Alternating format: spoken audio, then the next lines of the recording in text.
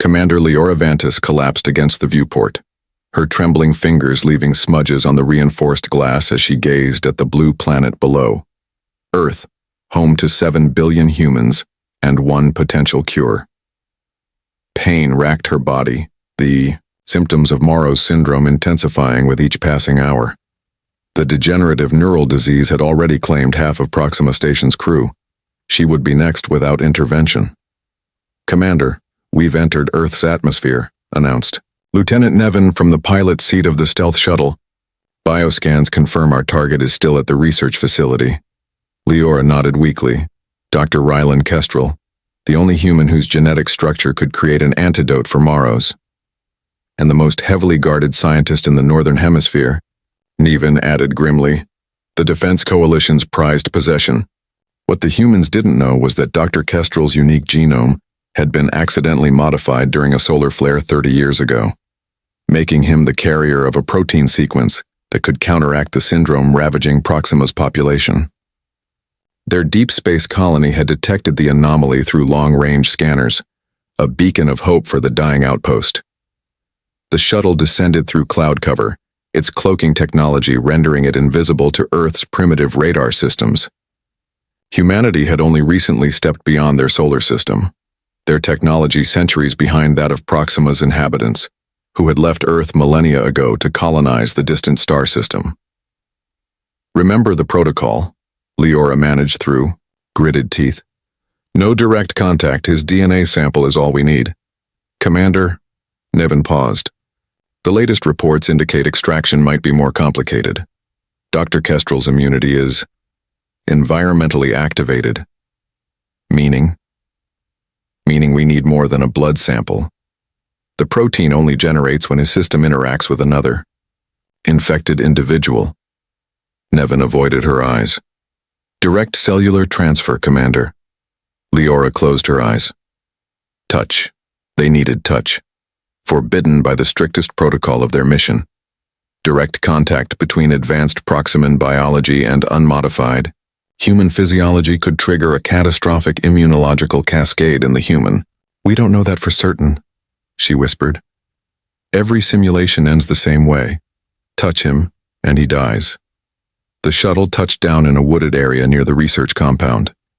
Night had fallen, and Leora's enhanced vision picked out the security perimeter, the armed guards, the motion sensors that posed no challenge to their technology. "I'll go alone," she decided. "Commander, that's an order, Lieutenant." She injected herself with a stabilizer. "If I don't return, take the shuttle back to Proxima. Tell them we tried." She donned the adaptive camouflage suit and slipped into the darkness. The Earth air felt strange in her lungs, heavier, richer with oxygen than Proxima's atmosphere. She moved through the compound's security like a ghost, her technology dissolving locks, freezing cameras, redirecting guards with subtle sound projections, and then she found him.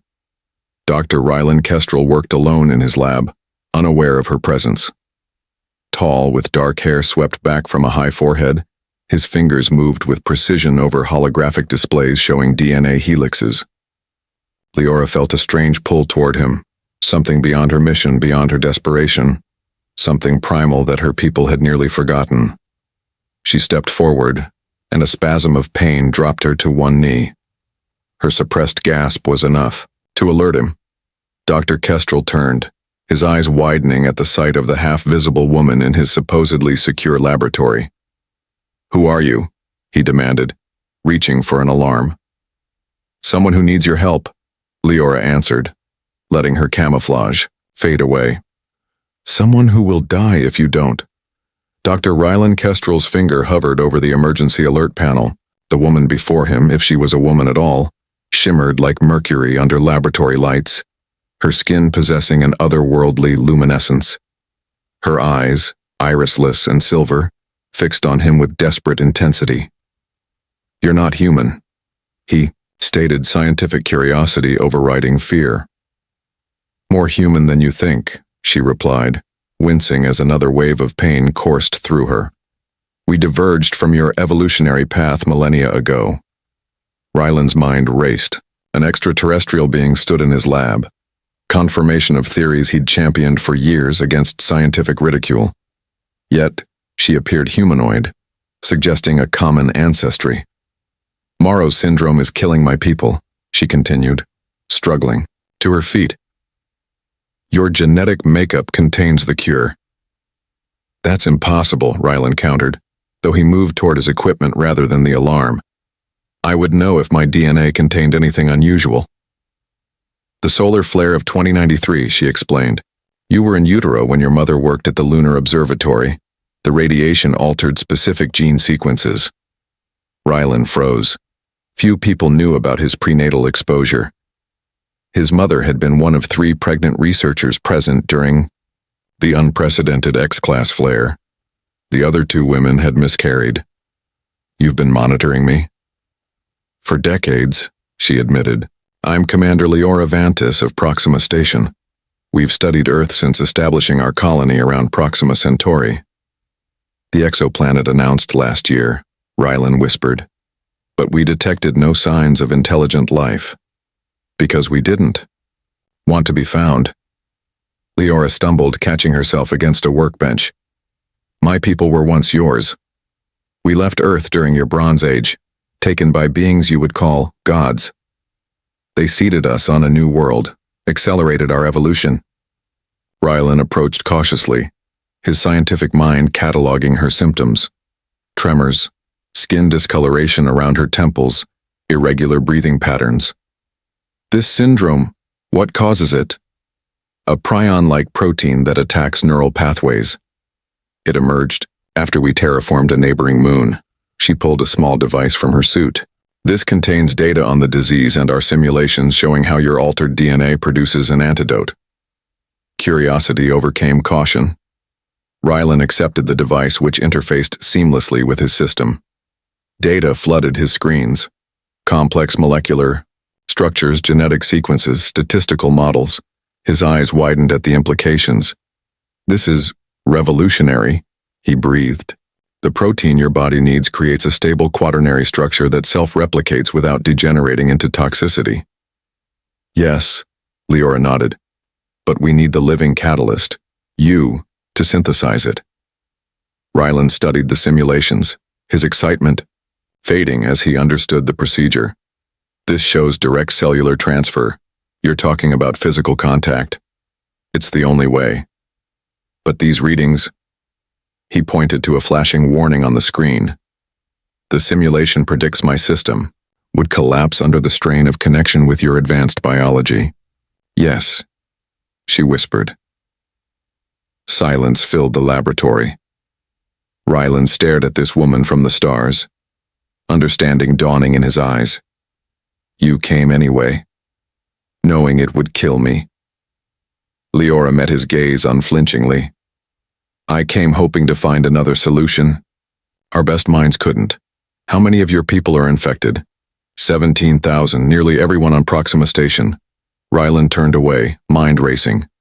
There has to be another way. Maybe I could synthesize. We've tried. The antidote breaks down without the living catalytic process. A soft beeping interrupted them. Leora glanced at her wrist device. My shuttle is detecting increased security activity. They know something's wrong.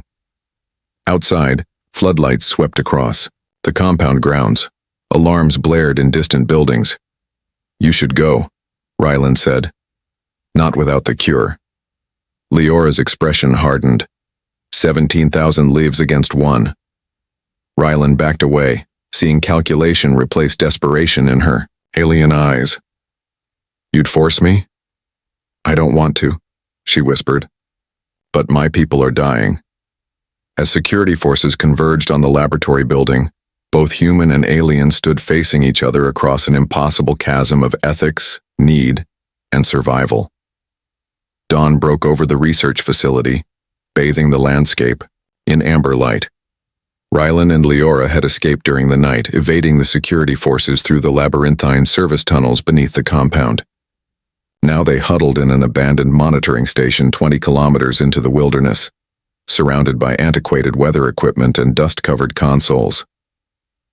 Your condition is deteriorating faster than expected, Rylan observed, studying the Diagnostic results on Leora's handheld scanner. The alien device had transformed the station's outdated computer into something from science fiction, projecting holographic readouts of her biological systems. The Earth atmosphere. It's accelerating the syndrome's progression. Leora leaned against the wall, her silver eyes now dulled to pewter. Bluish veins had become visible beneath her translucent skin. I have perhaps 3 days before neural collapse. Ryland paced the small room, frustration evident in every step. For 12 hours he had analyzed the data, searching for alternatives to direct contact. If I could just get samples to my laboratory. The Defense Coalition has locked down every research facility in the region, Leora reminded him. Your face is on every security feed. Because you abducted me, he pointed out, though without rancor. I gave you a choice, between coming willingly or being stunned by whatever that weapon was. Some choice. A ghost of a smile crossed Leora's pained features. You could have triggered the alarm before I explained. Scientific curiosity, Rylan admitted. It's both my greatest strength and weakness. He returned to the makeshift workstation. These protein structures, they're unlike anything in terrestrial biology. The way they fold and interlock, it's almost architectural. Our evolution was guided, Leora explained. The beings who transplanted us accelerated certain traits. We developed differently than Earth humans, yet we remain compatible enough that my DNA can help you. Rylan studied the simulation again. There must be a way to extract what you need without killing me in the process. Our scientists spent years searching for alternatives, she said softly. Your scientists don't have my particular motivation to find another solution. Rylan smiled grimly.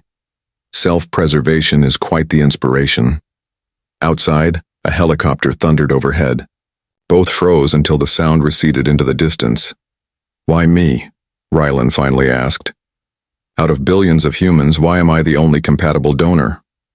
Leora hesitated before answering. The solar flare contained exotic particles we've only encountered, near quantum ruptures in deep space. They altered your DNA in a way that mimics our evolved physiology. You're a bridge between our species, perhaps the only one. Something in her voice made Rylan look up from the data. There's more you're not telling me. Leora turned away. The compatibility between us isn't coincidental. Your genetic alteration resonates specifically with my biological makeup. I was chosen for this mission because, she faltered, because if anyone could survive the transfer process, it would be me with you. Her silver eyes met his. Our molecular patterns are mirror reflections. In another reality, another time. We would be the same, Rylan finished, understanding dawning. Quantum entanglement at a biological level. The implications staggered him. Among billions of humans and thousands of Proximans, their cellular structures existed in perfect complementary harmony, an impossible coincidence. It's why I feel drawn to you, Leora confessed. Beyond the mission, beyond the need for a cure, there's a connection I can't explain. Rylan felt it too.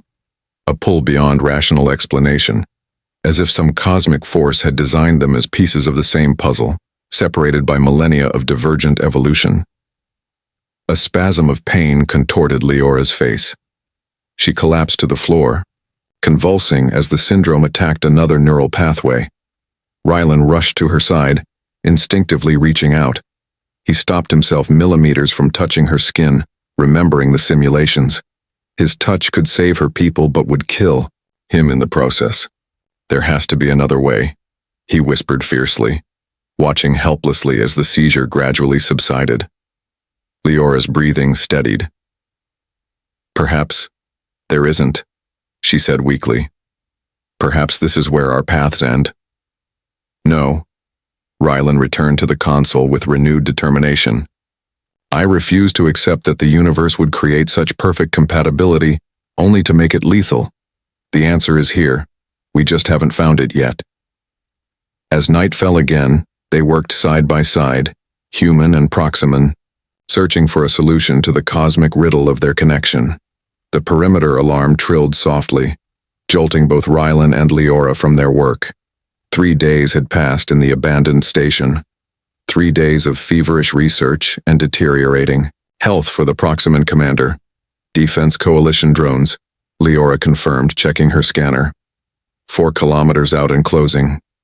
Rylan nodded grimly, dark circles under his eyes, testament to sleepless nights spent analyzing data.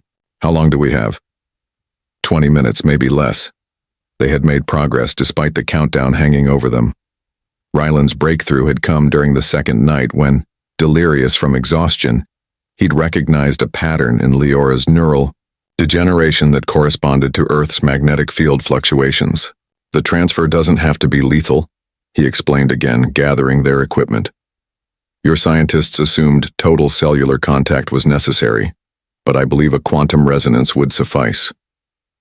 A theory we can't test, Leora reminded him. She could barely stand now, her once fluid movements reduced to careful, pained deliberation. The syndrome had progressed to her motor cortex. We could, with proper equipment. Rylan moved to the window, scanning the tree line for approaching forces. My private laboratory in Varanasi has what we need. Halfway across the world, Leora said softly. My shuttle can't risk such distance under Earth surveillance systems. Then we use conventional transport. Rylan helped her to the door. There's an airfield 30 kilometers south, small enough to avoid heightened security, large enough for international flights. Leora's shuttle had been programmed to evade detection and return automatically to Proxima Station with Lieutenant Nevin after she failed to return at the designated time.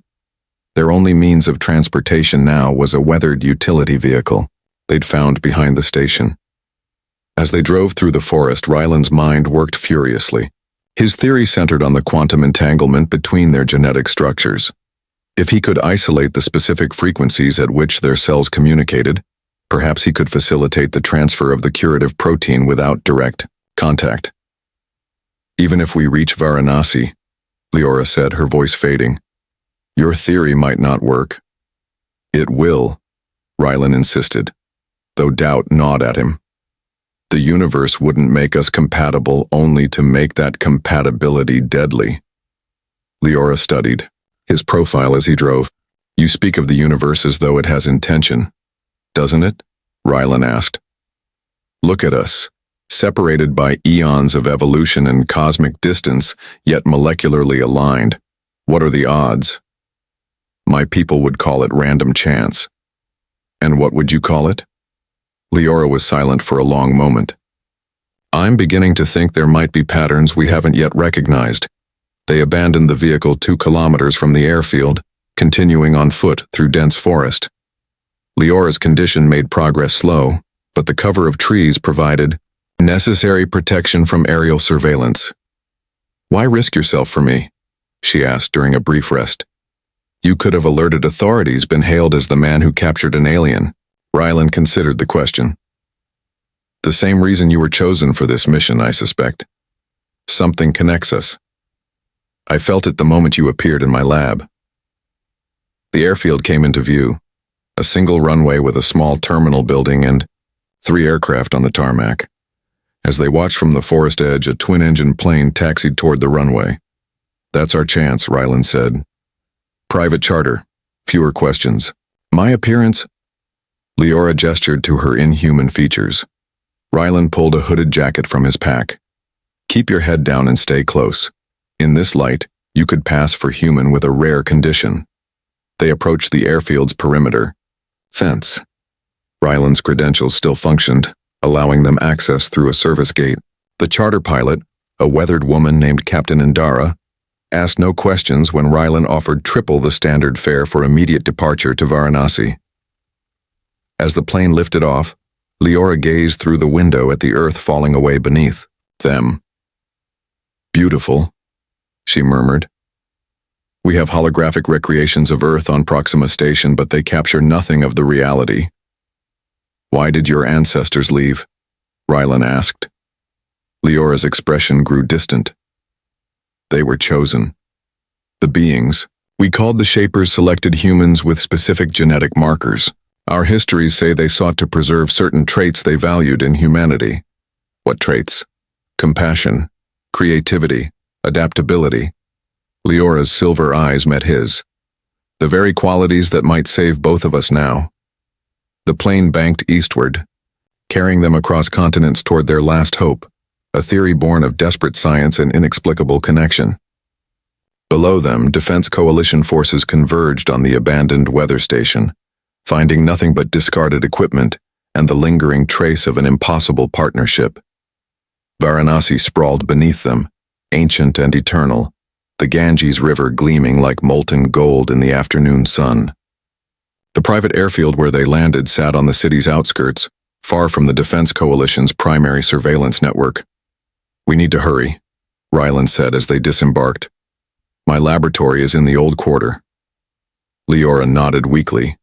The journey had accelerated her deterioration.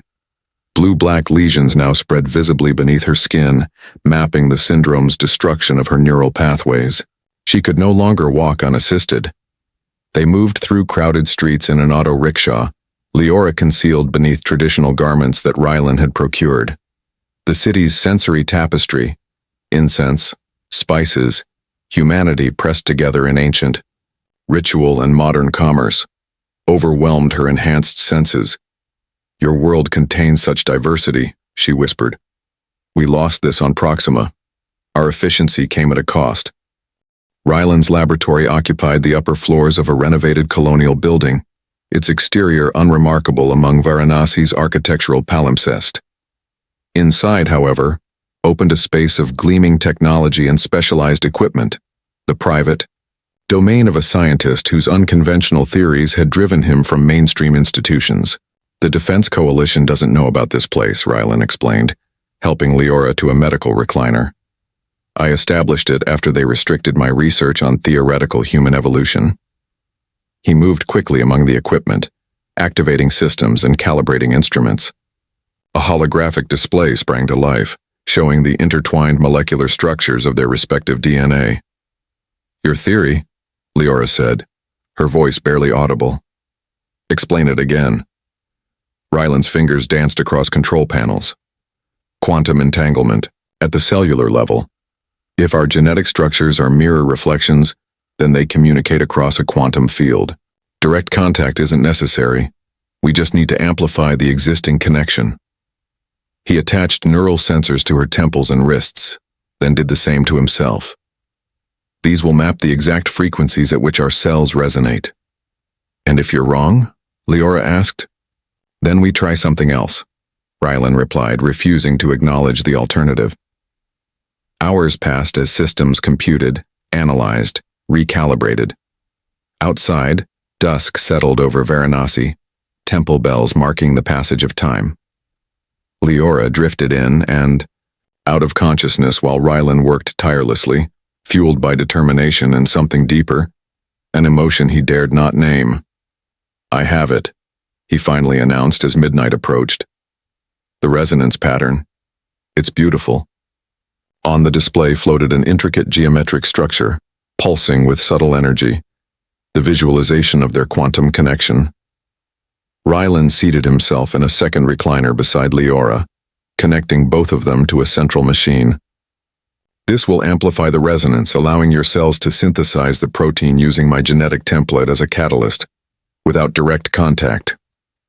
Leora's eyes, now clouded with pain, focused on him. "If this works, my people will need the technology to replicate the process. Already programmed into your communication device," Ryland assured her. "It will transmit automatically to your shuttle once we've confirmed success." He reached out, his hand hovering inches above hers, close but not touching. "Ready?" Leora nodded, unable to speak as another seizure began. Ryland activated the sequence. Light filled the laboratory, not from any external source, but emanating from between their nearly touching hands. The quantum field made visible a bridge of luminescence connecting human and Proximan across the void that separated them. Ryland gasped as energy flowed through him, not painful but intensely intimate, as though Leora's consciousness brushed against his own. Images flashed through his mind. A crystalline city beneath an alien sky. Children with silver eyes learning among holographic stars. The desperate faces of the dying on Proxima Station. For Leora, the experience mirrored his. Visions of Earth's, oceans and forests, the clamor of human cities, Ryland's solitary pursuit of knowledge in laboratories where others mocked his theories. The machine hummed, channeling their quantum resonance into a tangible force. On the monitors, cellular structures began to transform as the curative protein assembled itself within Leora's bloodstream. "It's working," Ryland whispered in awe. The blue-black lesions on Leora's skin began to fade.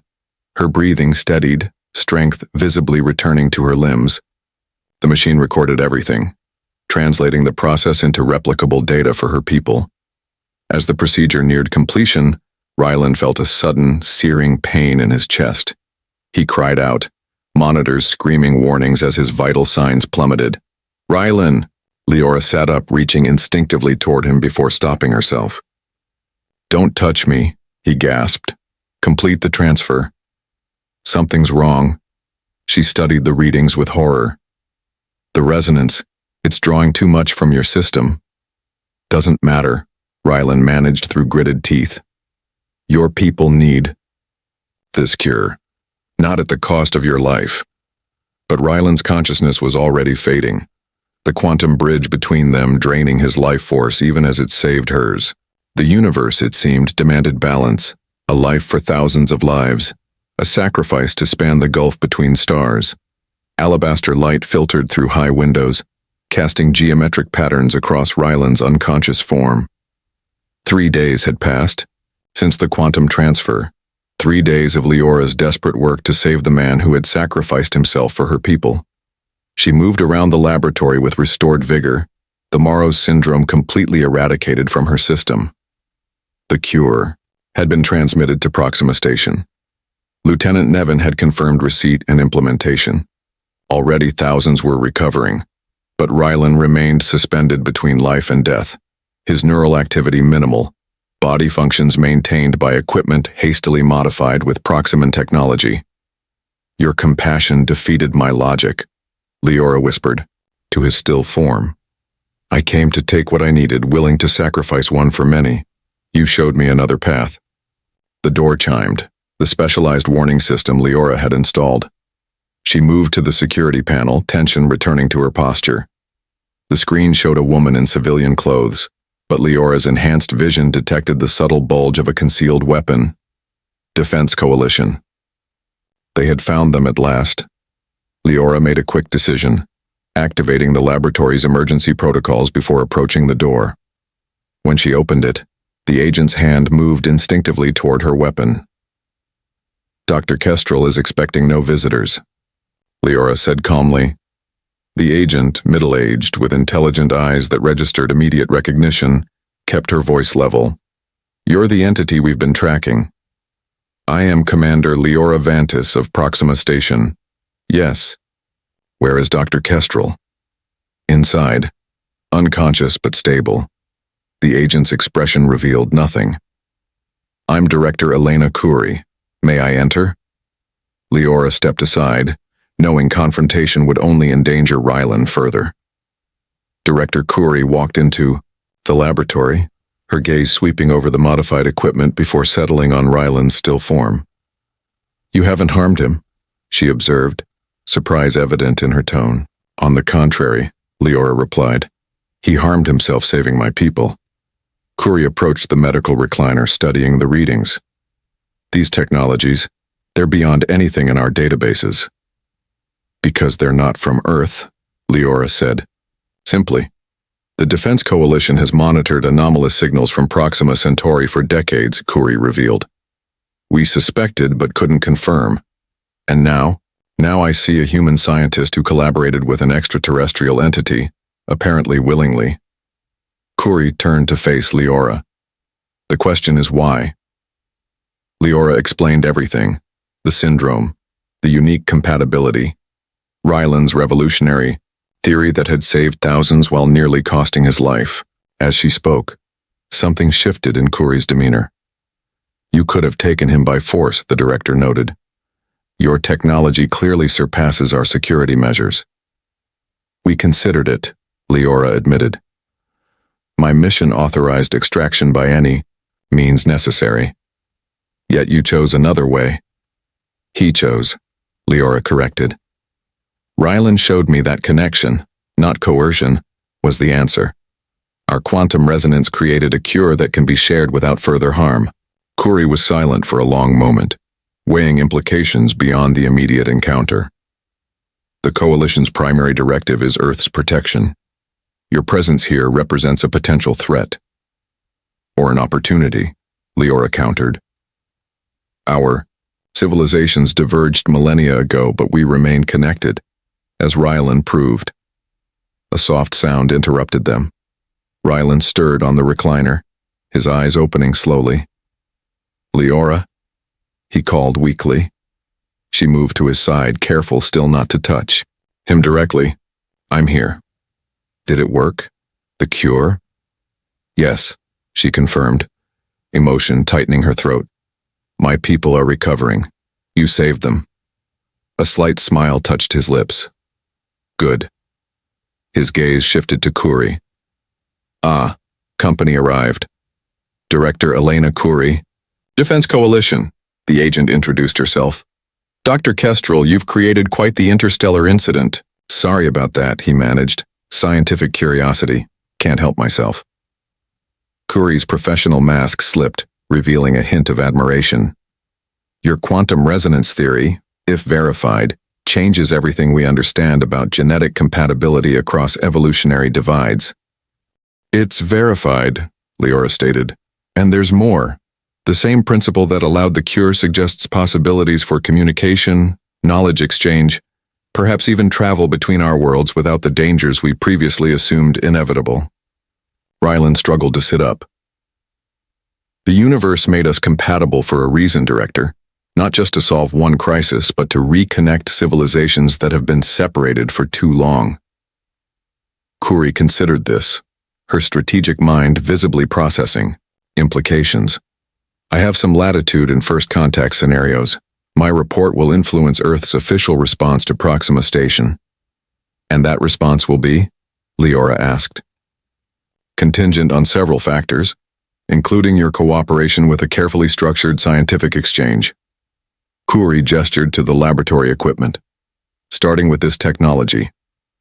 What followed were hours of negotiation, the first diplomatic talks between Earth and its long-lost children among the stars. As night fell over Varanasi again, a framework emerged. Controlled communication channels, scientific collaboration focused initially on medical applications, eventual delegation exchange. When Kuri finally departed to present their agreement to her superiors, Rylan and Leora were left alone in the lamp-lit laboratory. Can you ever go home? He asked quietly. Leora gazed out at the ancient city, so different from Proxima's crystalline structures. I've been appointed Earth liaison. It seems I'll divide my time between worlds. The quantum resonance, Rylan began, remains active between us, she finished. A permanent bridge. Their hands hovered near each other, not quite touching but connected by invisible forces that transcended physical limitations. Between their palms, the faintest luminescence shimmered, quantum particles dancing in sympathetic harmony. So, Rylan smiled. Not such a forbidden touch after all. Just a different kind of contact, Leora agreed. Perhaps deeper than physical touch could ever be. Outside temple bells rang out across Varanasi, their sound carrying over a city where humans had contemplated the cosmos for thousands of years. Above, stars emerged in the darkening sky, including one particular star where humanity's distant children looked back toward their ancestral home, no longer alone in the universe. Between these worlds, an impossible connection had become a bridge, and what was once forbidden had transformed into promise. Human ingenuity had once again proven its remarkable capacity to find solutions where none seemed possible. A testament to the species that had not only survived on one world, but would now reconnect across the stars.